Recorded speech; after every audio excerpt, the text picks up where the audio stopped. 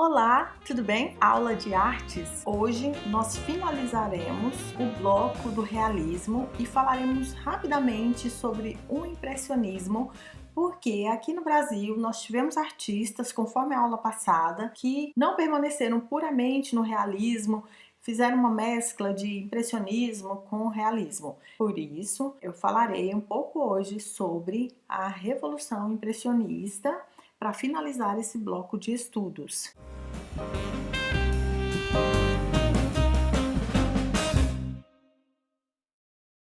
A história do movimento impressionista, que teve início em 1874, quando um grupo de jovens artistas se reuniu para organizar exposições independentes do salão. Faziam parte desse grupo Claude Monet, Pierre Auguste Renoir, Camille Pissarro, Alfred Sisley, Edgar Degas, Paul Cézanne e Beth Morisot. Os autores impressionistas não mais se preocupavam com os preceitos do realismo ou da academia, ou seja, o impressionismo veio depois do realismo. Vocês vão ver quantas críticas os impressionistas levaram sobre si. A Revolução Impressionista começou ainda em 1869, quando Monet e Renoir, trabalhando ao ar livre às margens do Sena, puderam perceber a ação da luz sobre os objetos, bem como os diferentes efeitos luminosos produzidos em diferentes horas do dia ou em diferentes condições climáticas. A luz é, portanto, o elemento chave da pintura impressionista. Grava isso, a luz. Os pintores impressionistas expressavam-se com contrastes de cor arrojados, traços pouco precisos e esquemas compositivos capazes de sugerir uma experiência direta e instantânea do real. A obra A Mexer em Flor,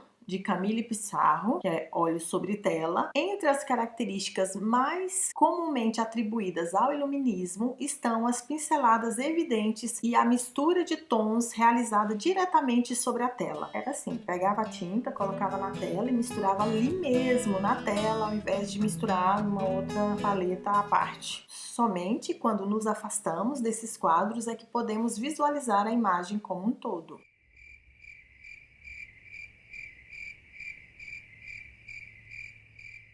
De fundamental importância para o impressionismo foram a fotografia e as estampas japonesas. Da primeira, os impressionistas absorveram gosto pela cena fortuita, pela cena ao acaso e pelo ângulo inesperado. Você vai fotografando até pegar aquilo que você gostaria de registrar na pintura. Já as gravuras japonesas apresentam cenas casuais e objetivas. Com elas, os artistas ocidentais perceberam que a pintura não precisava ter a pretensão de representar uma cena em sua totalidade, mas poderia se dedicar à beleza do instante.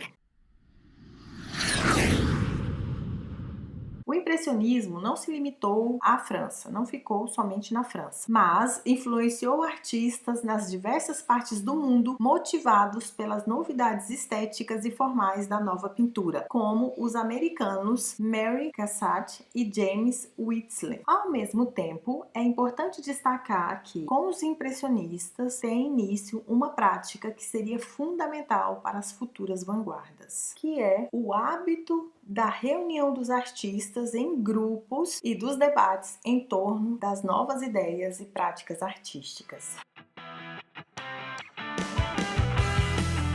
Atentos observadores da natureza percebiam que a aparência das coisas variam constantemente e que a percepção humana deriva de um conjunto de ações ópticas e cognitivas motivadas pela ação da luz sobre os objetos e cenas reais. Claude Monet traduz com precisão essa opção dos impressionistas pela percepção visual dos objetos, tendo realizado em suas obras todas as mudanças de luz no ambiente, do alvorecer até o pôr do sol, em diversas estações do ano. Monet pintou 33 versões da fachada da Catedral de Rouen, ícone da arquitetura gótica. Ele buscava capturar a luz em diferentes horas do dia e em diferentes estações. Vejamos agora a obra Impressão, Sol Nascente, de Claude Monet, óleo sobre tela. Considerada a tela inicial do impressionismo, esse trabalho de Monet provocou o crítico Louis Leroy, que disse: Impressão.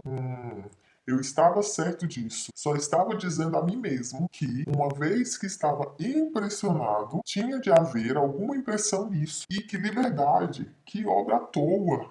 Um papel de parede em estado embrionário está mais acabado do que esta marinha.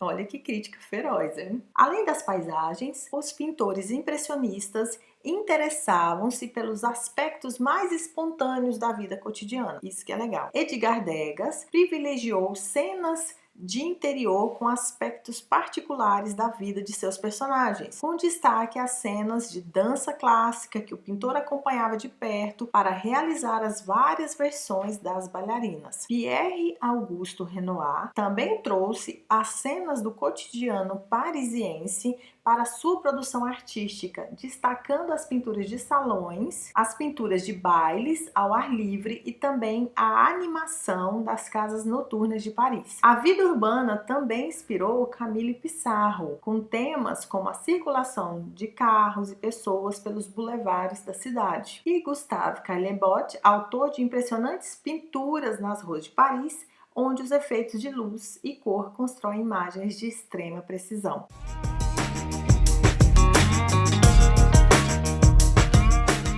Paul Cézanne,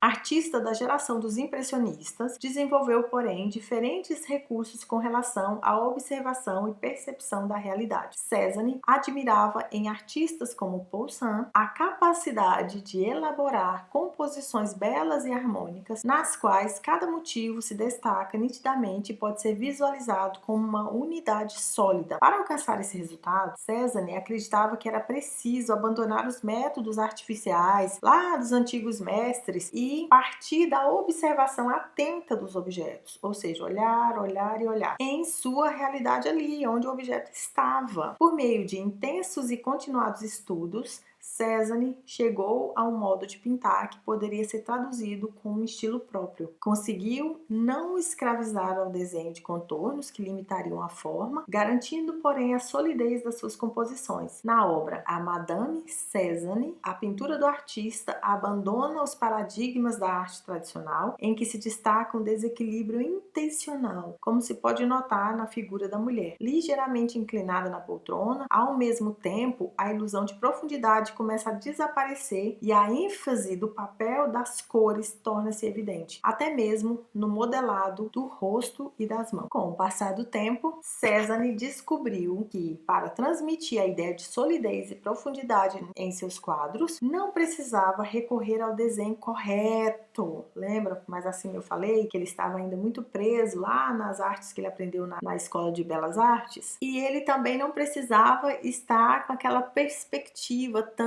tradicional. E aí, por causa disso, podemos dizer que ele antecipou algumas preocupações das futuras vanguardas, sendo mesmo reconhecido como um possível precursor do cubismo.